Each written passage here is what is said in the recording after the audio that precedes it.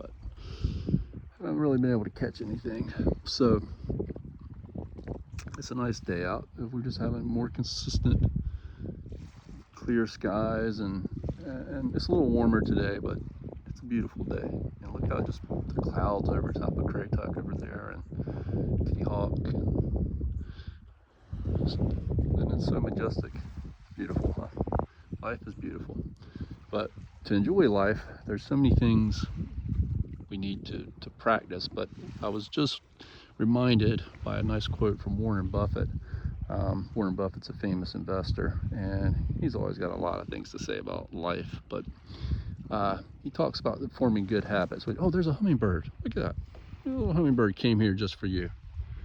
But what I was going to say, where did he go?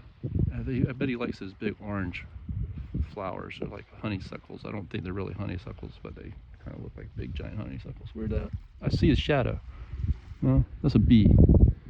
How about that though? That was a dragonfly. That was pretty cool. Hummingbird showed up.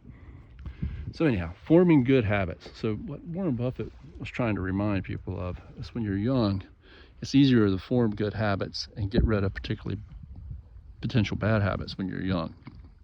And habits, we're human beings and animals in general, but it's more complicated for humans because we have more complicated brains. But all animals have patterns and habits, and we're designed to be that way because in nature, if you find something that's working, that's finding you food and the other things that you need, you create a pattern or a habit to keep doing that. And then typically for an animal, that pattern or habit changes when the results of the habit change. So if they stop finding food where they're looking for food, then they have to change to something new, and then they find something new, and then they maintain that pattern.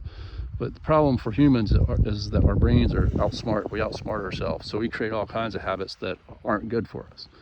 But we do them because they trigger the same places in the brain that tell us that they're good for us. So they trick the brain. And there's all kinds of these habits, but and you'll have to train yourself to be able to identify things that are becoming bad habits, and train yourself young to be able to get a hold of those things and to then start avoiding them.